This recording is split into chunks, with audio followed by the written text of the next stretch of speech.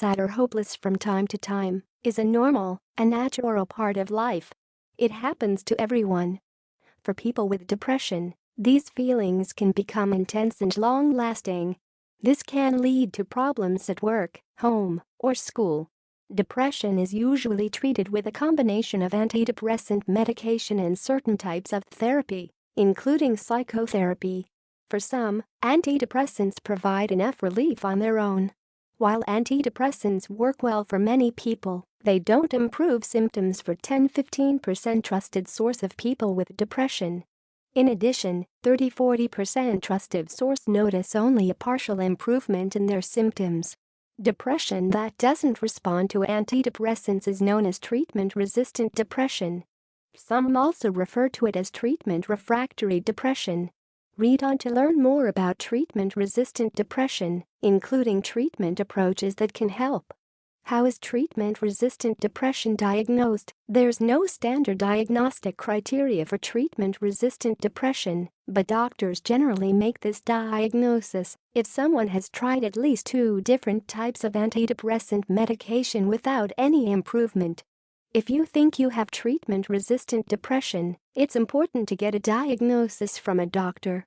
While you might have treatment-resistant depression, they'll want to double-check a few things first, such as, was your depression correctly diagnosed in the first place? Are there other conditions that could be causing or worsening symptoms? Was the antidepressant used in the right dose? Was the antidepressant taken correctly? Was the antidepressant tried for a long enough time? Antidepressants don't work quickly.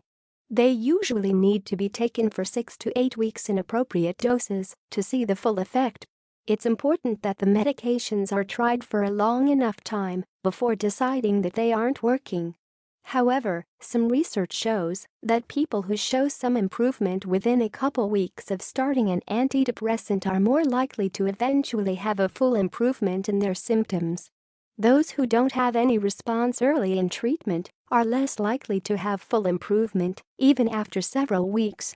What causes treatment-resistant depression? Experts aren't sure why some people don't respond to antidepressants, but there are several theories. Some of the most popular ones include incorrect diagnosis. One of the most common theories is that people who don't respond to treatment don't actually have major depressive disorder.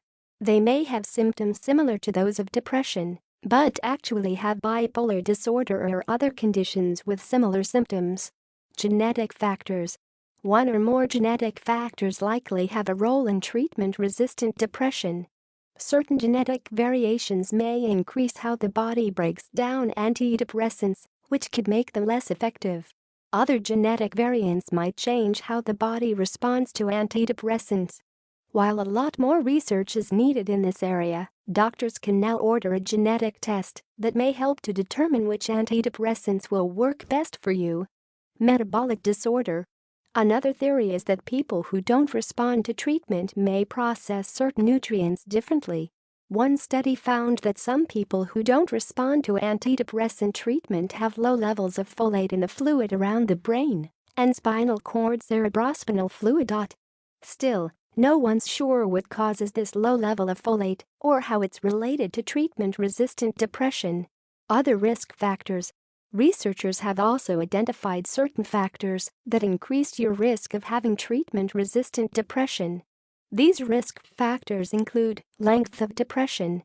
People who have had major depression for a longer period of time are more likely to have treatment-resistant depression. Severity of symptoms. People with very severe depression symptoms or very mild symptoms are less likely to respond well to antidepressants. Other conditions. People who have other conditions, such as anxiety, along with depression, are more likely to have depression that doesn't respond to antidepressants. How is treatment-resistant depression treated? Despite its name, treatment-resistant depression can be treated. It just might take some time to find the right plan. Just keep in mind that it may take some time. Antidepressants. Antidepressant medications are the first choice for treating depression. If you've tried antidepressants without much success, your doctor will likely start by suggesting an antidepressant in a different drug class. A drug class is a group of medications that work in a similar way.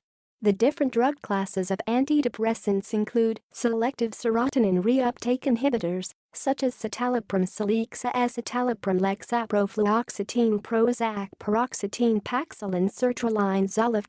Serotonin norepinephrine reuptake inhibitors, such as disvenlafaxine, Pristic, duloxetine, Cymbalta, Naceprin, Fadzimamol, Naceprin, Savella, and venlafaxine effects. Norepinephrine and dopamine reuptake inhibitors, such as bupropion, Wellbutrin. Tetracycline antidepressants, such as meprodyline, Ludiamol, and mirtazapine. Tricyclic antidepressants, such as amitriptyline, diazepam, norepinephrine, doxypenicillin, imipramine, tofranil, and nortriptyline, Pamela. Monoamine oxidase inhibitors, such as phenylxenardal, selegiline, emcimin, tranylcypromine, parnate. If the first antidepressant you tried was a selective serotonin reuptake inhibitor, your doctor might recommend either a different antidepressant in this class or an antidepressant in a different class. If taking a single antidepressant doesn't improve your symptoms, your doctor may also prescribe 2 antidepressants to be taken at the same time. For some people, the combination may work better than taking one medication by itself. Other medications. If an antidepressant alone doesn't improve your symptoms, your doctor might prescribe a different type of medication to take with it. Combining other medications with an antidepressant sometimes works better than the antidepressant by itself. These other therapies are often called augmentation treatments. Other medications that are commonly used with antidepressants include lithium lithobid. Antipsychotics, such as aripiprazole, abilify, olanzapine, Zyprexa, or quetiapine, Seroquel. Thyroid hormone. Other medications that your doctor might recommend include dopamine drugs, such as pramipexole, Mirapex, and Rapinarole, Requip. Ketamine. Nutritional supplements may also help, especially if you have a deficiency. Some of these may include fish oil or omega-3 fatty acids, folic acid, L-methylfolate, admetionine, zinc. Psychotherapy. Sometimes, people who don't have much success taking antidepressants find that psychotherapy or cognitive behavioral therapy (CBT) is more effective. But your doctor will likely advise you to continue taking medication. In addition, some research trusted source shows that CBT improves mood symptoms in people who don't improve after taking antidepressants. Again, most of these studies involve people simultaneously taking medication and doing CBT procedures. If medications and therapy still don't seem to be doing the trick, there are a few procedures that may help. 2 of the main procedures used for treatment-resistant depression include vagus nerve stimulation. Vagus nerve stimulation uses an implanted device to send a